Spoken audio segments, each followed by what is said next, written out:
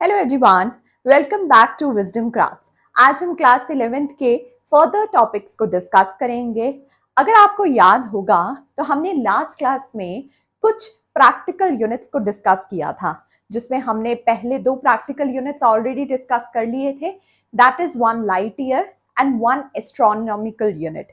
आज हम तीसरे यूनिट की बात करेंगे। आप मेरे पीछे देख सकते हैं, मैंने एक चीज लिखी है, दैट इज 1 पार्सेक। अब आप पूछेंगे कि 1 पार्सेक का मतलब क्या होता है, तो मैं आपको बता दूं, 1 पार्सेक सबसे बड़ा प्रैक्टिकल यूनिट है लेंथ को कैलकुलेट करने के लिए। ये सबसे ज्यादा डिस्टेंसेस, अगर डिस्टेंसेस बहुत दूर हैं तो हम उसे कैलकुलेट करने के लिए 1 पार्सेक का यूज करते हैं। अब एग्जैक्टली 1 पार्सेक होता क्या है? तो 1 पार्सेक एक अपैरेंट शिफ्ट है। मतलब कि अगर एक चीज से हट जाना, अगर मैं यहां खड़ी हूं और मैं थोड़ा सा शिफ्ट हो जाती हूं और मैं वहां से शिफ्ट हो रही हूं, बट शिफ्ट होता कौन है? स्टार शिफ्ट होता है। स्टार शिफ्ट होता है। अगर मैं यहां से यहां शिफ्ट हो रही थी तो मैं कितना शिफ्ट हुई हूं? मैं 1 आवर सेकेंड शिफ्ट हुई हूं। तो जब हम स्टार को देखते हैं तो वो स्टार जब 1 आवर सेकेंड से शिफ्ट होता है अपनी पोजिशन से, पर कब? उसमें देखना कि हम उस स्टार को देख कहां से रहे हैं, तो हम अर्थ के अपोजिट साइड से उस स्टार को देख रहे हैं, जब अर्थ सन के अराउंड ऑर्बिट कर रही होती है। ओके, तो 1 parsec is a distance at which a star appears to shift. हमें स्टार शिफ्ट होता दिखाई देता है बाय 1 आवर सेकेंड। मैंने यहां पर मेंशन भी किया है, बाय 1 आवर सेकेंड। जब आप उसे opposite, when viewed from opposite sides of Earth orbit around the sun, जब आप उसे ऑपोजिट साइड से देखते हैं तब वो शिफ्ट होता नजर आता है। पर कितना शिफ्ट होता है? 1 आवर सेकेंड शिफ्ट होता है। ओके, तो अब इस 1 पार सेकेंड की वैल्यू क्या है? 1 पार सेक की वैल्यू क्या है? तो मैं आपको बता दूं कि 1 पार सेक किसके इक्वल होता है? 3.26 light year.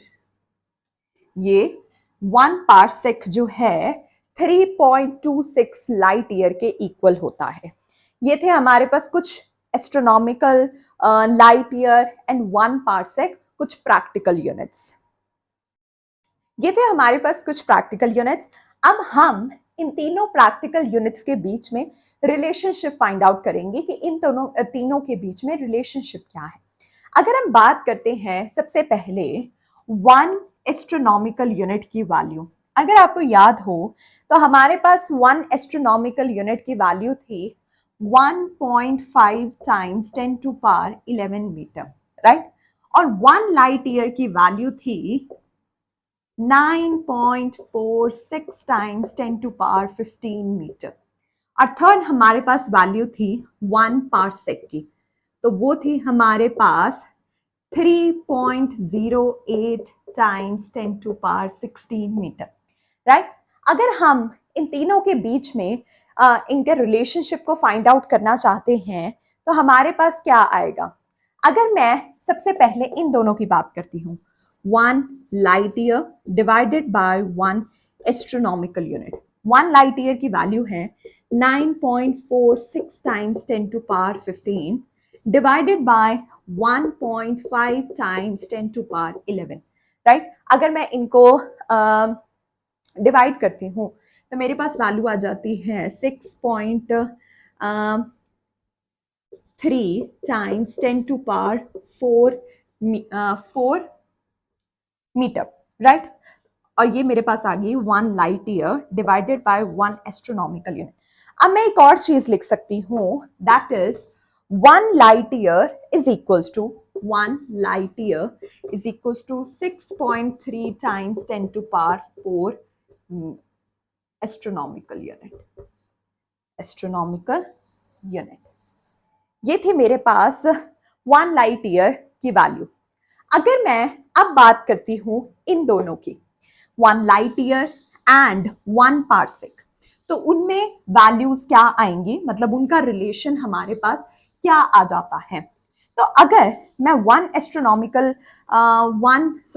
One light year की बात करती हूँ और 1 पार्सेक की बात करती हूँ, तो 1 पार्सेक मेरे पास divided by 1 light year, right, 1 light year. तो हमारे पास क्या आ जाता है, 1 पार्सेक है मेरे पास 3.08 times 10 to power 16 metre divided by 9.46 times 10 to power 15 metre. अगर मैं इनको डिवाइड करती हूँ तो मेरे पास सेम वही वैल्यू आ जाएगी जो हमने पहले निकाली थी, 3.26 टाइम्स 10, यहां पर आ जाएगा, यस 3.26। और अगर मैं इस लाइट ईयर को उधर शिफ्ट कर देती हूं तो मेरे पास क्या आ जाएगा, 1 parsec is equals to 3.26 light year.